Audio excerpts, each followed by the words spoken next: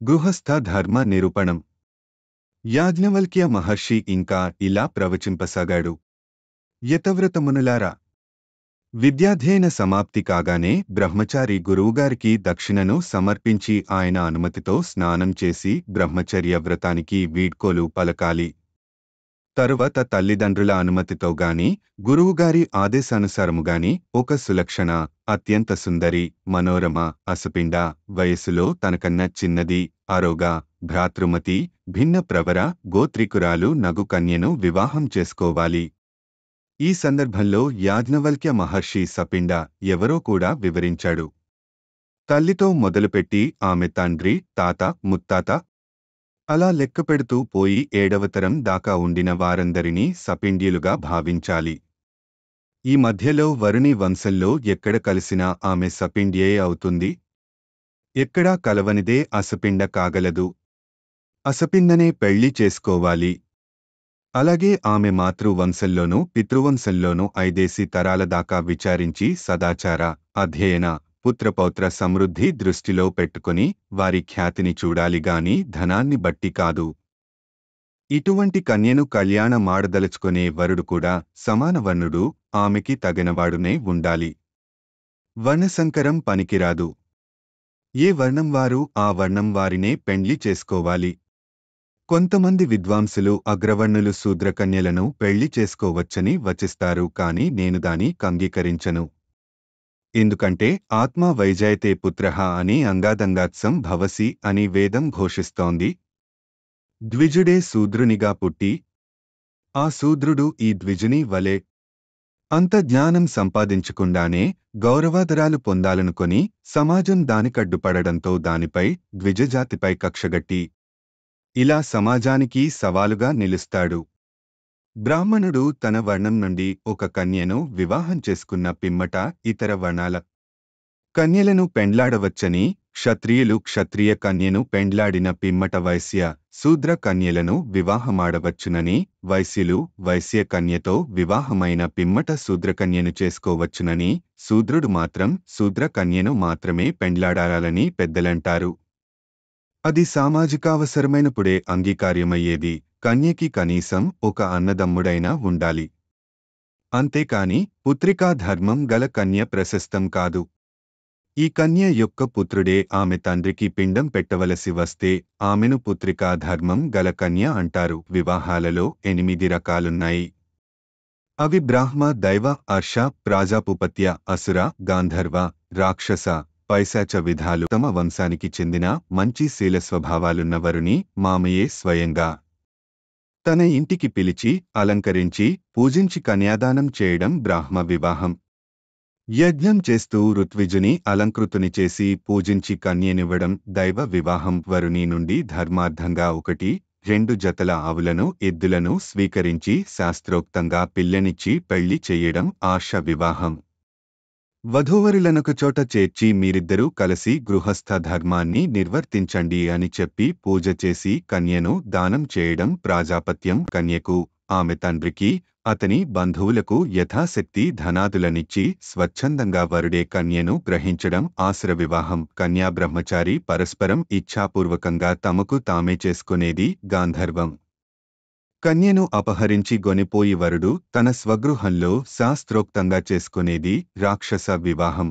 అన్నిటికన్నా అధమమైనది నిదురిస్తున్న, కామం పట్టిన లేదా మతిలేని కన్యను ఎవరూ చూడకుండా పట్టుకుపోయి వరుడే చేసుకునేది.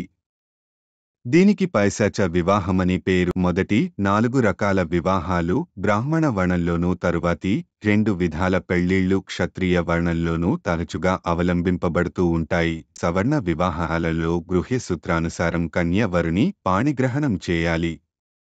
కృతత్రేతా ద్వాపరయుగాల్లో క్షత్రియ కన్య బ్రాహ్మణ వరునిగాని, వైశ్యవరుడు శూద్ర కన్యను గాని ఇదివరకే చెప్పినట్టు వివాహం చేసుకోవడం ఆచారంగా కొన్ని చోట్ల ప్రత్యేక సందర్భాలలో జరిగేది.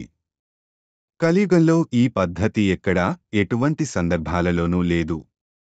వర్ణసంకరం జరగరాదు. కన్యాదానాన్ని గావించే అధికారం కన్య యొక్క తండ్రికి, తాతకి, సోదరునికి, సకుల్యునికి, సకుల్యులనగా 8వ తరం నుండి 10వ తరం దాకా నున్న బంధువులు లేదా తల్లికి ఉంటుంది. తండ్రిదే ఈ ధర్మం, ఈ భాగ్యం. ఆయన లేకపోయినా ఉండి మతిస్థిమితం లేనివాడైపోయిన తాతకి అలా అదే క్రమంలో తరువాత చెప్పబడిన వారికి ఈ అవకాశమివ్వబడుతుంది. కన్యాదానం చేయవలసినవాడు చేయకపోతే వానికి ఆ కన్య ఋతుమతి అయినప్పుడల్లా ఒకటొకటిగా భ్రూణహత్యల పాపం చుట్టుకుంటుంది. కన్యాదతలు లేనప్పుడు కన్యయే తనకు తానుగా తనను తాను దానము చేసుకునే వెసులుబాటు కూడా అంగీకార్యమే. కన్యను ఒకమారే దానం చెయ్యాలి. అలా చేసిన తరువాత ఆమె భర్తపై దౌర్జన్యం చేసి గాని మరొక విధంగా గాని ఆమెనపహరించి మరొకరికి దానమిచ్చువాడు చౌరకర్మతో సమాన పాపమునకు దండనార్హుడవుతాడు. ఆమె దోషమేమాత్రమూ లేకుండా పత్నిని పరిత్యజించు పతి దండనీయుడు. అత్యంత దుష్టురాలు మహాపాతకి పత్నిని పరిత్యజించవచ్చును. కన్యను ఒక వరునికిచ్చుటకు వాగ్దానము చేయబడిన పిమ్మట వివాహానికి ముందే వరుడు మరణిస్తే ఆమెను జీవితాంతం వితంతువుగా గొడ్రాలిగా నుంచి వేట ధర్మము కాదు. ఆమెకు పుత్రవతి కావలననే కోరిక ఉంటే మరిది కాని వరుని సపిండ సగోత్రులలో నామెకు ఈడైనవాడెవరైనా కాని పెద్దల ఆజ్ఞ మేరకు ఆమెకు పుత్రుని సామాన్య పద్ధతిలోనే ప్రసాదించాలి. ఈ విధంగా ఈ పద్ధతిలో నామెకు కలిగిన పుత్రుడు ఆ మృతి చెందిన వరుని యొక్క క్షేత్రజ్ఞ పుత్రునిగానే పరిగణింపబడతాడు. వివాహిత స్త్రీ వ్యభిచారానికి అలవాటు పడిపోతే ఆమెను మంచి దారిలో పెట్టడానికి ఆమె పతి అతని బంధువులు శాయశక్తులా ప్రయత్నించాలి. చివరి ప్రయత్నంగా ఆమె అసహ్యక జీవనంపై ఆమెకే వైరాగ్యం కలిగేలాగా ఆమెను ఇంటిలోనే ఉంచి గృహిణిగా ఆమెకు గల అధికారాలన్నిటినీ తొలగించాలి. అలంకరించుకోనీయకుండా మలినగానే ఉంచాలి. ఏదో ప్రాణరక్షణకు సరిపడునంతగానే తిండిపెట్టి కటిక నేలపై పడుకోబెట్టాలి. స్త్రీకి వివాహానికి పూర్వమే చంద్రుడు శుచిని, గంధర్వులు సౌందర్యాన్ని, మధురవాణిని, అగ్నిదేవుడు అన్ని రకాల పవిత్రతని ప్రసాదిస్తారు. కాబట్టి ఈ దేవతలకు పూజలందే భారతదేశం వంటి దేశాల్లో స్వభావసిద్ధంగా స్త్రీలందరూ పవిత్రులే అయి ఉంటారు. అయినా కూడా పూర్వకర్మల వల్ల తేడాలు రావచ్చు. అందుచే స్త్రీకి దోషమంటదనే నిశ్చయానికి రావడం సరికాదు. ఒక స్త్రీ తన పతికానివానిని మనసులో వాంఛిస్తే అది ఒక రకమైన వ్యభిచారమే అవుతుంది. అలాగే పరపురుషునితో సంపర్కాన్ని సంకల్పించిన వ్యభిచారమే కాగలదు. ఈ మానసిక వ్యభిచార దోషము ఆమె ఋతుకాలిక రజోదర్శనము కాగానే పోతుంది కాని మరల అటువంటి ఆలోచనలు చేయరాదు. నిజంగానే పరపురుషునితో సంగమించిన తద్వారా గర్భధారణ చేసిన ఆ స్త్రీని పరిత్యజించవలెను. ఇలాగే గర్భవధ, పతివధ, బ్రహ్మహత్య, శిష్యులతో సంగమం వంటి పనులలో నేది చేసినా ఆమెను మహాపాతకిగా అభిశంసించి పరిత్యజించాలి. మదిరాపానం చేసేది, దీర్ఘరోగిణి, శాశ్వతద్వేషి, వంధ్య, అర్ధనాశిని, అప్రియవాదిని, నిష్ఠురభాషిని లేదా పతికి హాని చేయడం కోసమే జీవించినట్లుండేది యగు భార్యను ఆమె భర్త పరిత్యజించవచ్చును, మరొక వివాహం చేసుకోవచ్చును. అయితే తాను మొదట వివాహం చేసుకొని ఇప్పుడు పరిత్యజించిన స్త్రీని దాన, మాన, సత్కారాదుల ద్వారా భరణ సమన్వితను చేస్తుండాలి. అలా చేయనివాడు మహాపాపిగా నిందితుడు. అన్యోన్యంగా దంపతులుంటే ఆ గృహానికి ధర్మార్థ కామవృద్ధి, త్రివర్గ వృద్ధి పుష్కలంగా ఉంటుంది. భర్త పోయిన పిమ్మట ఇంకొక పురుషుని ఆశ్రయించకుండా అతని జ్ఞాపకాల బలిమితోనే జీవించే స్త్రీని, ఎట్టి విపత్కర పరిస్థితులెదురైనా భర్తను వదిలిపోకుండా ఉండే స్త్రీని లోకం నెత్తినబెట్టుకొని పూజిస్తుంది. ఈ లోకంలో యశంతోబాటు ఈ పాతివ్రత్యమహిమ వల్ల పరలోకంలో పార్వతీదేవి సాహచర్యం చేసే భాగ్యమబ్బుతుంది. భార్యను పరిత్యజించినవాడామే సుఖంగా, ప్రసన్నంగా బతికేలా చూసుకోవాలి. తన సంపత్తిలో 3వ వంతు నామికి చెయ్యాలి. స్త్రీకి తన భర్త యొక్క ఆజ్ఞను పాలించుటయే పరమధర్మము. స్త్రీకి ఋతు లేదా రజోదర్శనమైన తొలి దినం నుండి 16వ రాత్రి వరకు సంతాన ప్రాప్తికి అవకాశముంటుంది. పుత్రప్రాప్తి కోసమై పురుషుడు ఆ రాత్రులలో మాత్రమే ఆమెతో సంగమించాలి. ఇలా సంతానం కోసం మాత్రమే సంగమించి మిగతా కాలాల్లో ఇంద్రియ నిగ్రహాన్ని పాటించడమే బ్రహ్మచర్య వ్రతం. అంతేగాని బ్రహ్మచర్యమంటే పెండ్లిని మానుకొనుట, స్త్రీవైపే చూడకపోవుట కాదు. పర్వతిథులలోనూ అష్టమి, చతుర్దశి, అమావాస్య, పున్నమ, ఋతుకాలం మొదటి 4 రాత్రులందు దినము అనగా ఎప్పుడైనా పగటివేళ సంగమం నిషిద్ధం. మఘ, మూల నక్షత్రాలలో సంగమం వర్జ్యం. ఈ నియమాలను ఖచ్చితంగా పాటిస్తేనే సుందరుడు, సబలుడు, సద్గుణవంతుడు, ఆరోగ్యవంతుడునైన కొడుకు పుడతాడు. స్త్రీ పట్ల అన్ని బాధ్యతలు అనగా తిండి, బట్ట, ఇల్లు మున్నగునవే కాక ఆమె కామవాంఛను పూర్తిగా తీర్చి ఆమెను సంతృప్తి పరచవలసిన బాధ్యత కూడా ఆమెను చేపట్టిన వానిపై ఉంటుంది. పైగా ఈ బాధ్యతకు సంబంధించి ఇంద్రుడు స్త్రీలకొక వరాన్నిచ్చాడు. అదేమనగా స్త్రీ యొక్క కామవాసనను నిషిద్ధ రాత్రులందు ఆమె పతి తప్పనిసరిగా తీర్చాలి. లేకుంటే వాడు పాపమును మూటకట్టుకుంటాడు. స్త్రీని ఇంటి ఇల్లాలిగా గుహలక్ష్మిగా సంభావించి మెట్టినింటి వారంతా అనగా భర్త, వాని సోదరులు, వాని తల్లిదండ్రులు, ఇష్టబంధువులు ఆమెను మధురాహారముతో చీనాంబరాలతో అలంకార విశేషాలతో ఎల్లప్పుడూ ప్రసన్నంగా సుఖంగా ఉండేలా చూడాలి. ఇది సామాజిక బాధ్యత కూడా. స్త్రీకి గల బాధ్యతలు బాగా ఎక్కువ. ముఖ్యంగా పురుషునితో స్త్రీ యొక్క ప్రవర్తన ఎంతో బాధ్యతాయుతంగా ఉండాలి. పుత్రసంతానమైన స్వర్గప్రాప్తి అయిన స్త్రీకి భర్తకు తనపై గల ప్రేమ ఆధారంగానే సంక్రమిస్తాయి కాబట్టి ప్రతి ఆడది తన పత్యారాధన ఫలితంగా, స్నేహఫలంగా పతి ప్రేమను పొందాలి.